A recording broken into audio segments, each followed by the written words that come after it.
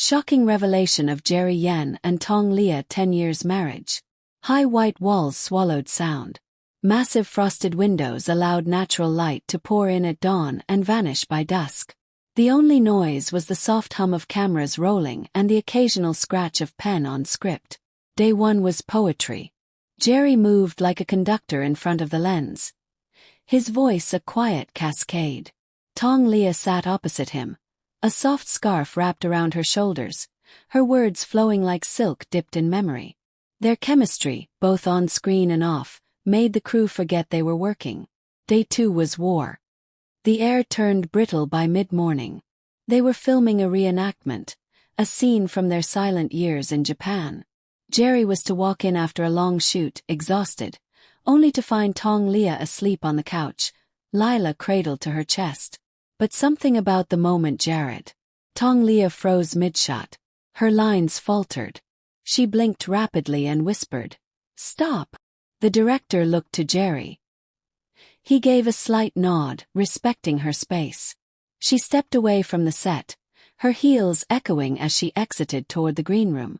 The crew sat awkwardly. One assistant tried to ask if she was okay, but Jerry stopped him with a subtle shake of his head. 15 minutes passed. Then 30. Jerry finally followed.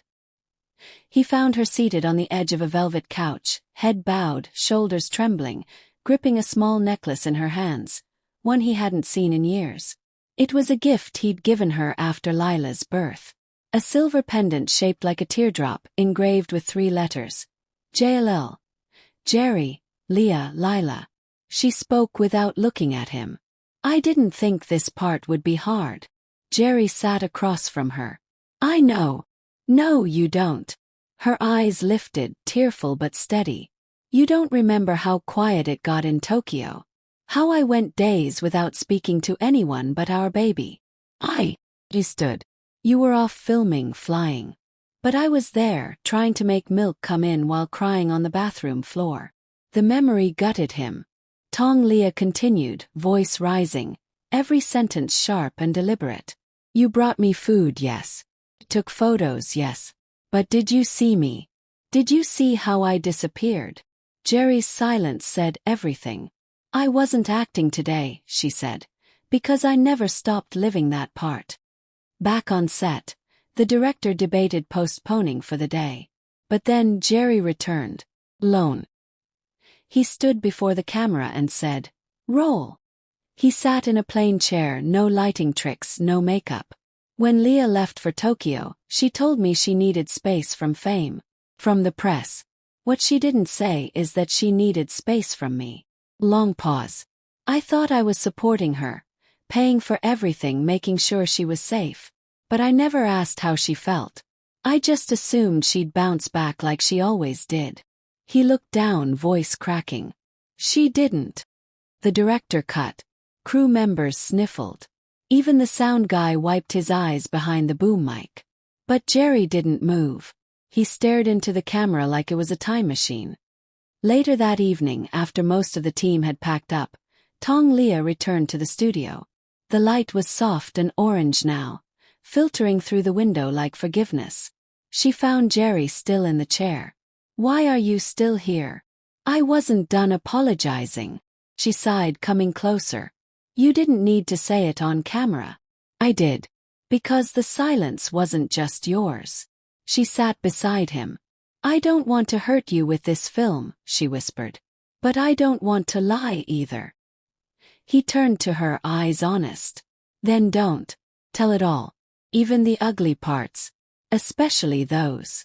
They sat in silence as the studio grew darker, the only sound the ticking of an old analog clock. Scene: the letter that broke her. Day 4. They were filming a dramatized version of an actual letter Tong Liya had written, and never sent, to Jerry during her postpartum months. The crew recreated their tiny Tokyo apartment, with incredible detail. The bassinet, the futon, the dim yellow kitchen light.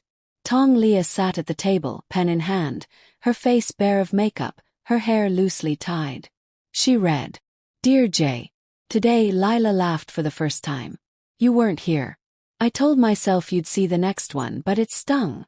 Not because you're busy, but because I'm starting to forget what your laugh sounds like too.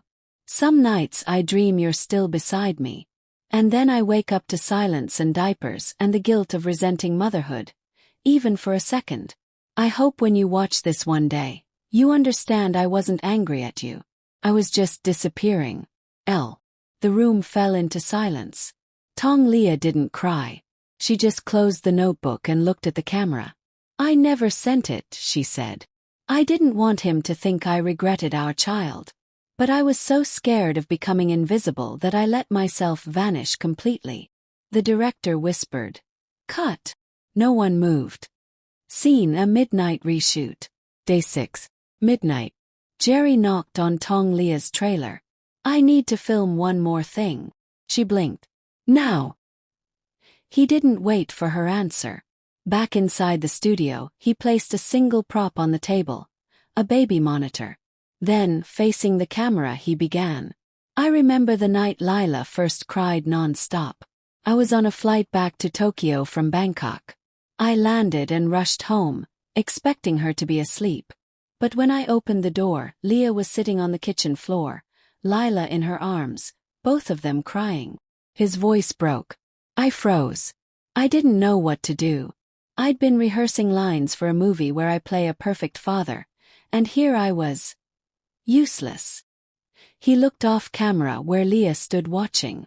"I never said this, but that was the night I fell in love with you again. Not the glamorous you. The real one. The one who stayed when I escaped." The camera panned to her. She stepped into frame. And without a word, she wrapped her arms around him. Scene: the first laugh. Day 9 was magic. It wasn't planned. It wasn't scripted. They were filming B-roll of the children. Lila drawing, Leo trying to grab the camera lens, and Jerry Jr. helping wrap cables. Suddenly, Tong Liya started laughing. Real, unfiltered, musical. She laughed so hard she had to sit down. The crew froze, then smiled. Even the stern camera operator let out a chuckle. "Keep rolling," the director yelled. Jerry, holding Leo upside down by the waist, looked at her and grinned. It was the first time since Tokyo that she'd laughed like that. And it made the final cut. Scene: the fight that had to happen. Day 11. Tong Liya approached Jerry during a break. "We have to film the fight." He knew which one. The night she almost left. They recreated their old apartment bedroom. The narrow hallway. Peeling paint. Tong Liya paced as Jerry entered, briefcase in hand. She exploded. "Do you even live here anymore?" He threw the bag down. "You think working is easy?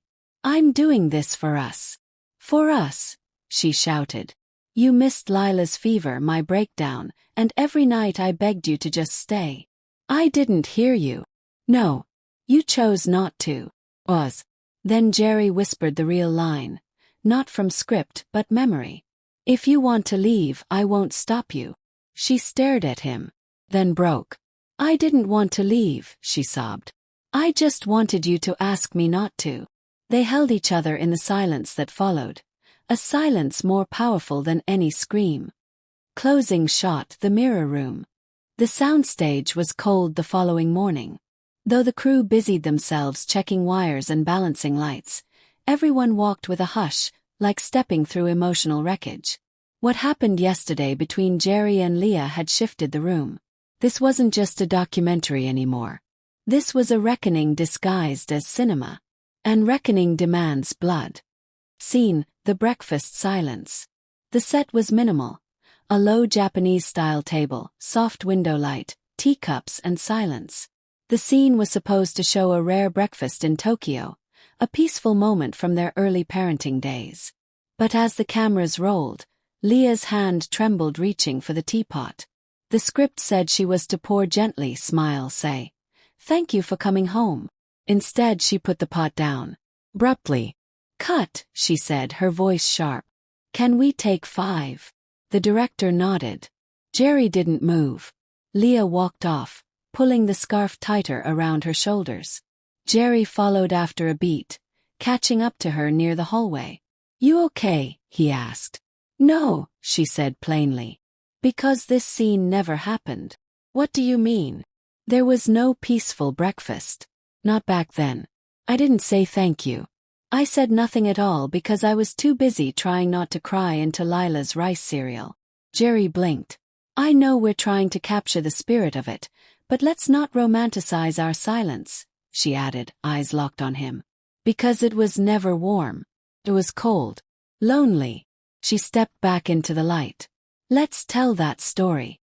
Scene: the doorframe confession. They rewrote the scene. Now, Tong Liya stood framed in the doorway, holding a bowl of plain porridge. Jerry sat at the table, visibly exhausted, rubbing his temples. She placed the bowl down. No words. He looked up, then looked away. Camera rolling. You look tired, she said softly. So do you. She sat across from him. I don't recognize us anymore. He exhaled. Neither do I. And then came a line she added mid-take. Not scripted but true. I miss the man who used to write me poems on napkins. Jerry froze, eyes reddening. And for once, the cameras captured what award shows never could. Regret, aged and unedited. Scene: the shadow cut. On day 5, a crew member accidentally turned off a key light mid-take, plunging half the set into shadow. But Liya kept performing. She sat under the dim beam, shadows cutting her face in half, and whispered. There were days I looked in the mirror and didn't see myself. Just outlines. Like a sketch someone forgot to color in. The director, stunned, waved frantically. Keep rolling. Don't fix the light. It became one of the most haunting shots of the film. Midnight playback. That night, Tong Liya stayed back to review footage. She sat in the editing room, hoodie wrapped tightly, eyes fixated on herself on the monitor. Pale, thin, trembling under soft light. Jerry entered quietly. She didn't look away from the screen. I look broken. He leaned against the doorframe. You look brave. I look like someone who was surviving a life no one knew I was living. He walked toward her. That's exactly what makes this powerful. She turned, eyes watery but clear. You really think people want to see this? I think, he said, sitting beside her. People are tired of masks. She chuckled dryly. Then we're giving them a masterclass in unmasking. Scene: the nursery rebuild. For a short segment, they rebuilt Lila's nursery from memory. The faded wallpaper, the cracked mobile, the bassinet Liya once spent nights beside, humming lullabies to no one but herself. She walked in slowly, 1,000 memories storming behind her eyes. The director whispered, We just want you to sit and hold the doll. Imagine it's Lila. Liya did as told. She picked up the small figure, tucked it into her arms, then closed her eyes. And then, without cue or warning, she began to hum. Familiar. A lullaby Jerry hadn't heard in years. He turned to the monitor, jaw clenched. His eyes didn't leave her once. Later he confessed. That hum used to seep through the bedroom wall. I'd listen, but I never opened the door. Unexpected visit. On day 7, filming paused when a quiet knock echoed on set. Lila had arrived. Now 8, she was escorted by a nanny but ran directly to her mother's arms. The cast and crew went silent, watching this real-life embrace, unsure if they were interrupting something sacred. Tong Liya looked at Jerry, tears in her lashes. Let her stay a while. And so, in a strange twist of fate, their daughter, the child they hid from the world, became the still center of this emotional storm. Later they filmed a candid moment, Jerry braiding Lila's hair while she giggled, asking, "Why are you doing this wrong, Daddy?" Liya watched nearby, smiling, hand over her heart. It was unscripted. It became the soul of the film. The final shot of the chapter. A mirror unbroken. The last scene of this segment was stark. A full-length mirror stood in the middle of the studio. Jerry stood on one side, Tong Liya on the other. They each stared into their own reflections, then slowly turned to face each other. "You forgave me before I forgave myself," he said softly. "And I broke before anyone noticed," she replied. A long, painful pause. Then they stepped toward each other, Not dramatically, not in tears, but simply ready. They stood shoulder to shoulder, facing the mirror again. And for the first time in years, they saw themselves not as broken reflections, but as survivors of the silence. Together,